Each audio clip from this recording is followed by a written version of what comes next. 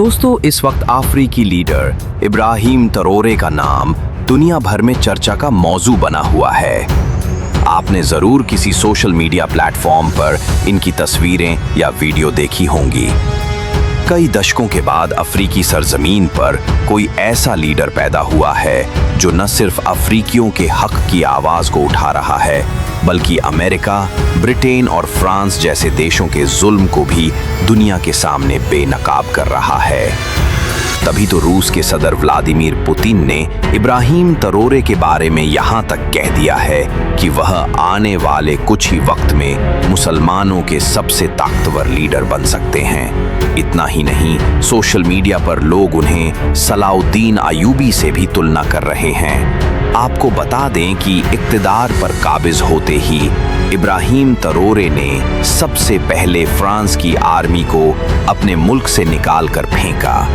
उसके बाद गाजा के मसले पर इजराइल और उसके हिमायती मुल्कों का खुलकर मुखालिफत की। तो आज की अपनी इस वीडियो में हम इब्राहिम ट्रैओरे की पूरी कहानी को तफसील से बताएंगे और साथ ही ये भी बताएंगे कि क्यों आने वाले कुछ सालों में वो बन सकते हैं मुस्लिम दुनिया के सबसे ताकतवर रहनुमा। दोस्तों, इब्राहिम ट्रैओरे की कहानी को समझने के लिए हमें वक्त में थोड़ा पीछे जाना होगा। आज से तकरीबन 36 साल पहले सन 1988 में बुर्किना फासो के एक छोटे से गांव केरा में एक मिडिल क्लास फैमिली में उनका जन्म हुआ। अपने शुरुआती दिनों से ही उन्हें सेना ज्वाइन करने का बहुत शौक था और इसी वजह से वह बुर्किना फासो की आर्मी में शामिल हो गए। बाद में माली में यूएन की शांति आर्मी में भी उन्होंने काम किया। उनकी लीडरशिप क्वालिटी और हिम्मत को देखकर दुनिया के बेहतरीन जवानों में उनका नाम शामिल होने लगा। लेकिन सितंबर 2022 में एक ऐसा मोड़ आया जो उनकी जिंदगी बदल कर रह गया। उन्होंने अपने कुछ फौजी साथियों के साथ मिलकर उस वक्त के इंटरिम प्रेसिडेंट पॉल हेनरी डमीबा का तख्ता पलट दिया और सिर्फ 34 साल की उम्र में इब्राहिम ट्रैओरे बन गए बुर्किना फासो के प्रेसिडेंट। लेकिन सवाल ये है कि ये तख्ता पलट क्यों हुआ और इब्राहिम ट्रैओरे ने ऐसा क्यों किया। आपकी जानकारी के लिए बता दें, बुर्किना फासो पश्चिमी अफ्रीका का एक छोटा सा मुल्क है, लेकिन सालों से वहां आईएसआईएस और अल-कायदा जैसे ग्रुप्स ने तबाही मचा रखी है।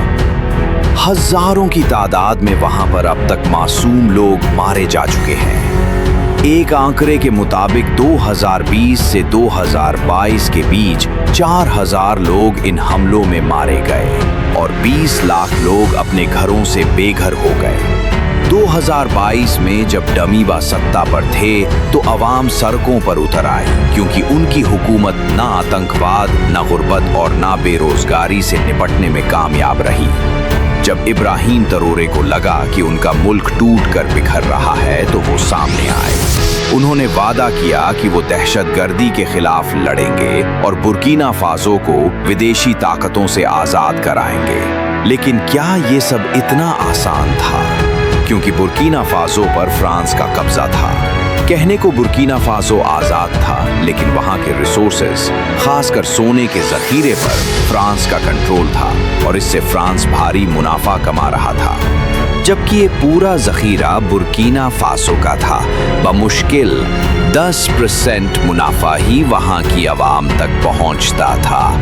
और इसी सब को देखते हुए जब इब्राहिम ट्रैओरे ने सत्ता संभाली तो सबसे पहले उन्होंने फ्रांस को अपने मुल्क से बाहर निकाल फेंका। फ्रांस की आर्मी वहां मौजूद थी और इतनी आसानी से निकलने वाली नहीं थी, क्योंकि फ्रांस दुनिया की सुपर पावर ताकतों में गिना जाता है। लेकिन इब्राहिम ट्रैओरे ने साफ कह दिया था कि अगर फ्रांस उनकी सरजमीन से नहीं निकलता, अपनी आर्मी को नहीं हटाता, तो फिर जंग के लिए तैयार हो जाए। कहते हैं कि फ्रांस के सदर इमैनुअल मैक्रों बुर्किना फासो में उलझना नहीं चाहते थे। वो ट्रैओरे की आर्मी से टकराना नहीं चाहते थे और यही वजह रही कि उन्होंने पुरअमन तरीके से अपनी फौज को बुर्किना फासो से निकाल लिया। फ्रांस के निकलने के बाद ट्रैओरे जानते थे कि अगर उन्हें अमेरिका और ब्रिटेन जैसी ताकतों से निपटना है तो उन्हें रूस के करीब जाना होगा। लिहाजा इसके बाद उन्होंने रूसी सदर व्लादिमीर पुतिन से दोस्ती का हाथ बढ़ाया। इसके बाद रूस की तरफ से कई सैन्य उपकरण बुर्किना फासो को दिए गए और आज के दौर में ये मुल्क रूस का एक स्ट्रेटेजिक पार्टनर बन चुका है। तरोरे का कहना है, वेस्टर्न दुनिया ने सदियों तक अफ्रीका को लूटा है, अब ये लूट बंद होगी। ये सोना, यूरेनियम और रिसोर्सेज हमारे हैं, अफ्रीका के लिए हैं। और यही वजह है कि तरोरे की शोहरत पूरे अफ्रीकी कॉन्टिनेंट में फैलती जा रही है। सिर्फ इतना ही नहीं, सत्ता में आने के बाद से वो लगातार इजराइल के खिलाफ बोलते आए हैं। उन्होंने इजराइल की खुलकर मुखालिफत की है। ये इब्राहिम तरोरे जैसे लीडर का ही असर है, जिसकी वजह से साउथ अफ्रीका ने इजराइल और अमेरिका को इंटरनेशनल कोर्ट ऑफ जस्टिस तक खींच लिया। किसी भी वैश्विक मंच पर ऐसा कोई मौका नहीं जाता जब वो इजराइल की निंदा न करते हों। कुछ लोग तो यहाँ तक कहते हैं कि उनकी सोच में सलाउद्दीन अयूबी जैसी झलक नजर आती है। फिलहाल दोस्तों, ये तो आने वाला वक्त ही बताएगा कि इब्राहिम तरोरे किस तरह के लीडर साबित होते हैं, क्योंकि उनसे पहले भी कई ऐसे शासक हुए जिनकी शोहरत पूरी दुनिया में हुई। आपका इब्राहिम तरोरे के बारे में क्या कहना है?